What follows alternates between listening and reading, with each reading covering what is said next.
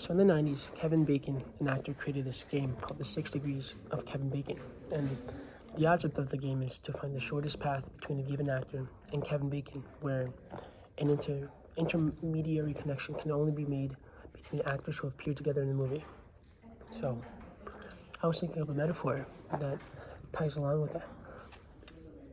Any person, it's been proven, any person in the world can be interconnected within 7 people.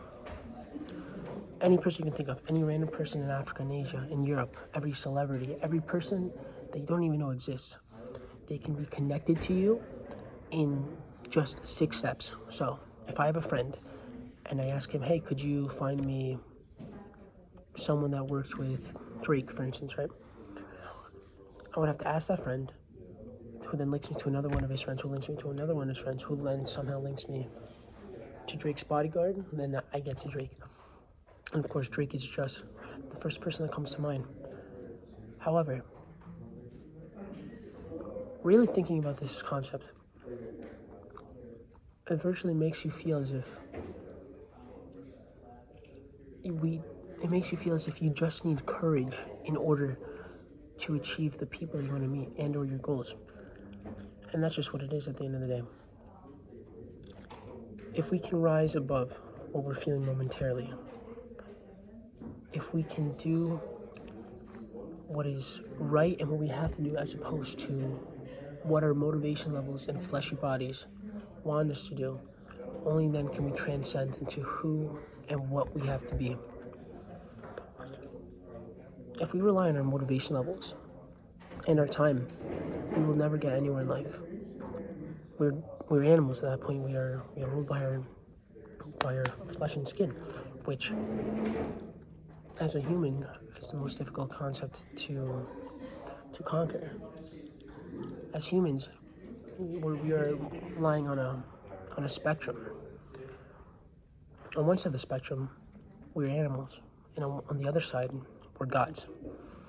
And it's up to the narrator or the person living to choose what he wants to be. If he wants to be an animal, if he wants to be a god, if he wants to be right here, if he wants to be there.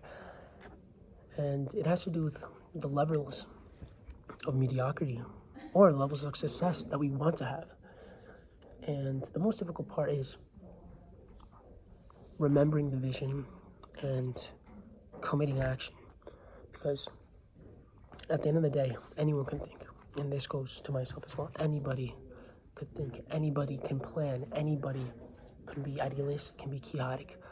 However, action is, although it's 20% of the equation, it's the entirety of the equation. So, digressing back to the idea of the degrees.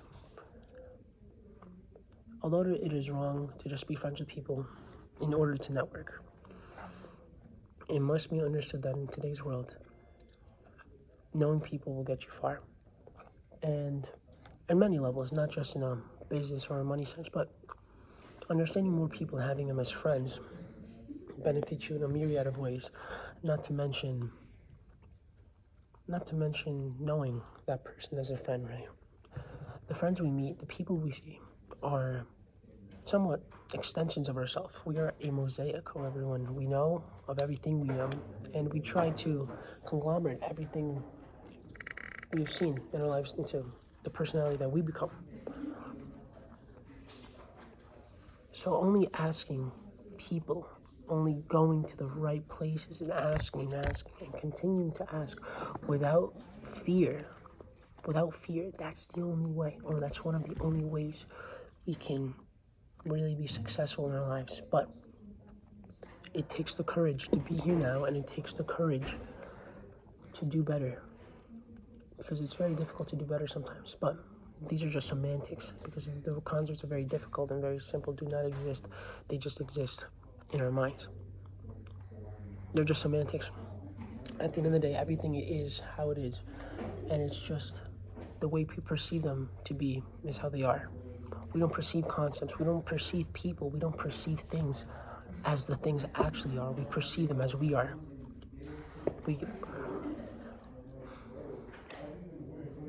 The treasure we seek is in the cave that we are so fearful to go into.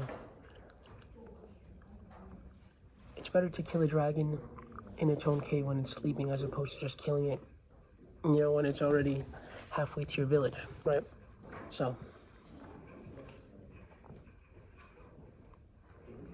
just try your best, keep trying your best, and remember the vision. And do your best to remember the vision, because the vision fades in and out. And to not give up on the dreams of the past, regardless of how crazy, regardless of how cringe sometimes you look, regardless of how much anxiety kills you. Go the distance and try and fail and try and fail and trial and error and keep going until your legs give out, until your mind blows out. Not literally, obviously, but it's not, in a metaphorical sense, it's not that far away. Your dreams, your ideas, what you want to accomplish. It's not far-fetched, even if everyone around you think that it is. It only takes a few minds to change the world. And if people didn't want to change, we'd still be riding horses, right? Riding horses. If Henry Ford listened to the people wanted faster horses. They didn't want cars. They wanted faster horses. So be idealistic, be chaotic. Do not listen to what anyone is telling you to do in a creative and in what you have to do sense. The moment we look for external validation is the moment that we betray ourselves. And that takes time to learn, especially in the world we're living in today.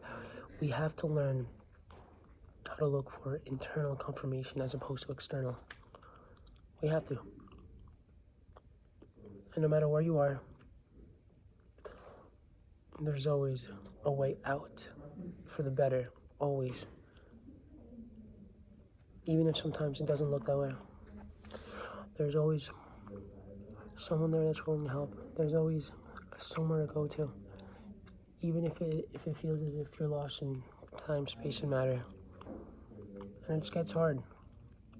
But it getting hard is just the start. That's the start of something beautiful. And good advice is hard to come by these days, especially authentic advice, not advice that's packaged in a Twitter thread that says retweet if you want me to share with more people. That's not real advice. So remember, be a friend to others, be a friend to yourself if you want others to be friends with you, and try to leave your mark on the world. And take tomorrow out of your vocabulary. The word tomorrow kills so many dreams. Tomorrow doesn't exist. It doesn't exist. We must be willing to transcend our motivation levels. We must be willing to do better. Because it gets heavy. There's so much you want to accomplish, so much you want to conquer, so many nations you want to take over, in a figurative sense. No, actually. Well, some of us at least. But everything gets in the way. We have to worry about our loved ones, our family, our friends who are essentially family, making money in an unjust world. And not that I'm complaining that it's an unjust world, but I'm just objectively saying how the situation is. Go the distance, no matter what anyone tells you. And it's right now is when we have to go the distance. If we don't do the distance now, then we'll never go to the distance. The information, what we know, it's all there. The kingdom is inside of us. If you seek his monument, just look around you. If you seek a motive to keep going on, looking anywhere will do. It's enough.